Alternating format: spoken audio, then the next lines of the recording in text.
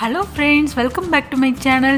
இன்றைக்கி நம்ம கிச்சனில் ரொம்பவே சுவையான மஷ்ரூம் வச்சு ஒரு கிரேவி தான் பார்க்க போகிறோம். ரொம்ப சிம்பிளான முறையில். வாங்க அதுக்கு தேவையான பொருள் என்னங்கிறது முதல்ல பார்க்கலாம். அதுக்கு முன்னாடி நீங்கள் நம்மளோட சேனலை ஃபஸ்ட் டைம் பார்க்குறீங்களா? அப்போ மறக்காமல் நம்மளோட சேனலை சப்ஸ்கிரைப் பண்ணி பக்கத்தில் இருக்கிற பெல் ஐக்கானையும் கிளிக் பண்ணுங்கள்.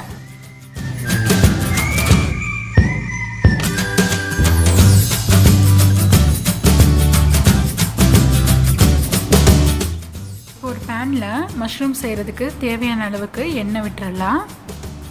எண்ணெய் நல்லா சூடானதும் இது கூட 1 டீஸ்பூன் அளவுக்கு சோம்பு சேர்த்து நல்லா பொரிய விட்டுறலாம். சோம்பு நல்லா பொரிஞ்சதுக்கப்புறம் இது கூட ஒரு துண்டு பட்டை, 2 பிரியாணி இலையை சேர்த்து 1 நிமிஷத்துக்கு நல்லா ஃப்ரை பண்ணி விட்டுறலாம்.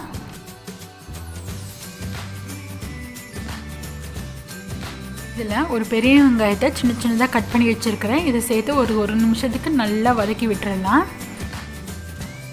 வெங்காயம் நல்லா வதங்கினதும் இது கூட 2 டீஸ்பூன் போல் இஞ்சி பூண்டு விழுதை சேர்த்து இஞ்சி பூண்டோட பச்சை வாடை போகிற வரைக்கும் நல்லா வதக்கி விட்டுறலாம்.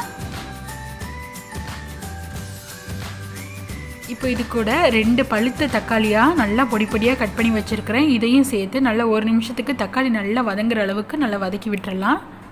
தக்காளியெல்லாம் நல்லா வதங்கிருச்சு. இப்போ மீடியம் ஃப்ளேமுக்கு மாற்றிட்டு தேவையான அளவுக்கு உப்பு, 1/4 டீஸ்பூன் போல் மஞ்சத்தூள் சேர்த்துக்கலாம்.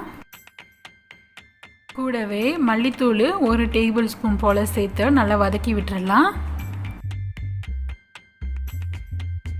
இது கூட காரத்துக்கு தகுந்த அளவுக்கு மிளகாத்தூள் சேர்த்துக்கலாம். நான் 1 டேபிள் ஸ்பூன் சேர்த்து நல்லா வதக்கி விட்டுக்கிறேன்.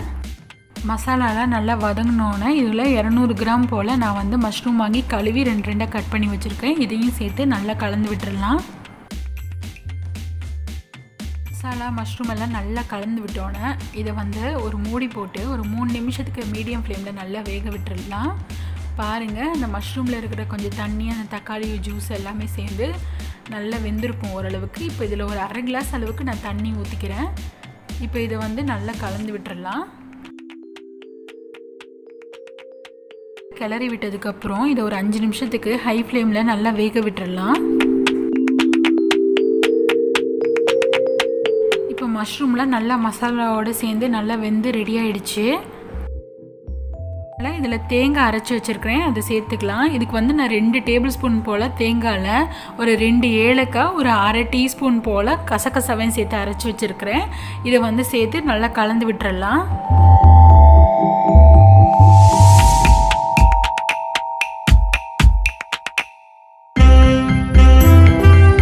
இப்போ இதில் கடைசியாக கொத்தமல்லி தழை கொஞ்சமாக சேர்த்து நல்லா கலந்து விட்டுறலாம்.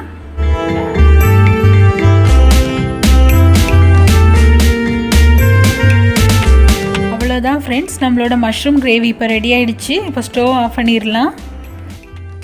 இந்த சுவையான மஷ்ரூம் கிரேவி அப்படி சிக்கன் கிரேவி மாதிரியே அவ்வளோ டேஸ்ட்டாக இருக்கும். நீங்களும் உங்கள் வீட்டில் ட்ரை பண்ணி பாருங்கள். இது இட்லி, தோசை, சப்பாத்தி இது கூடலாம் ரொம்பவே அருமையாக இருக்கும் சாப்பிட்றதுக்கு.